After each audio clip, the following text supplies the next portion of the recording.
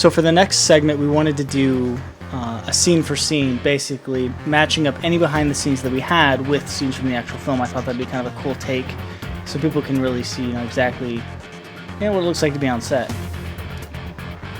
Yeah, I think these are some of my more favorite scenes. I love the stuff with the gas mask. It just looks ominous. It corrects me because this shot here is actually, the camera shooting the behind the scenes is almost identical to the camera we're shooting the film with, but you could tell the obvious difference in quality based on just camera settings, lenses, and knowing what to shoot.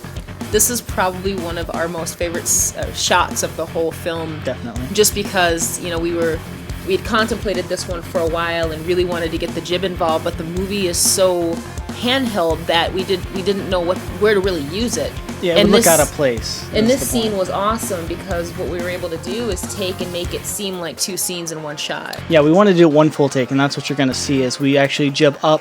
When the camera peeks out, as soon as the camera left over their head, I told them to go, and they started putting Nicole's, whole wardrobe on.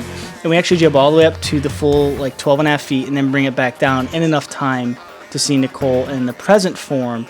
And the thing was, let's do it no cuts, all real, in camera. The only thing we did was add color correction and brought the colors down. It was a pretty cool shot. Yeah, I love that shot. So, you take your special effects and your shots and you can turn it into something that you can't do real time.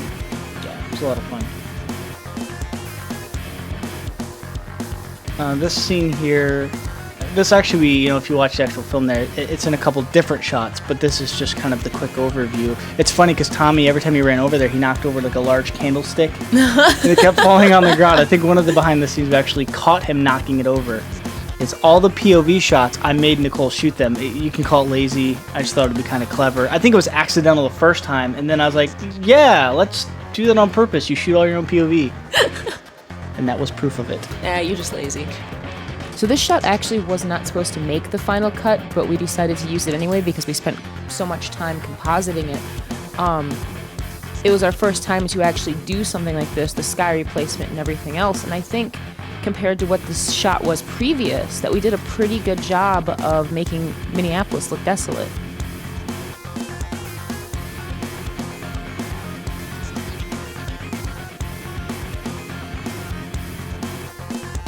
This shot's really cool. I like this. So you have the behind the scenes and you can see them running at him at the same time. But the reverse there, that's actually on the floor below. Yeah. So we cut two stories into one. That was interesting.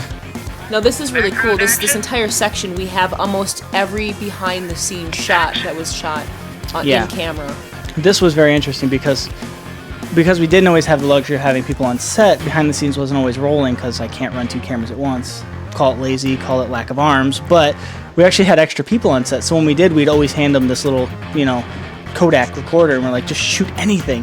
And thankfully, whoever was running, I think Mayor Mike was running a lot of this. Yeah, actually. I think it would be between Mayor Mike and I think MJ. I think because he was running sound. Michael too. Who else? Monty was on set. Yeah. Yeah, I mean, they actually captured virtually the entire end of the film with the behind the scenes. So this was a fun little piece to edit together. See it from two totally different perspectives. But now it's kind of cool because our audience can see exactly what happened on set while we were shooting it, and I think that's just a really neat thing to be able to offer. Yeah, I find that really, that was one thing that really appeals to me in film. When we wanted to get into it is, once you expand past what the camera sees, there's just people hanging out, and it's just an interesting look at a full perspective versus, what the lens is showing you. Yeah, it's neat because, you don't even realize that there's other people there when you're so engrossed in the film. Yeah, you pan the camera to the left or right and there's 20 people standing around. Yeah. It was a lot of fun to shoot. Yeah, it was really a unique experience.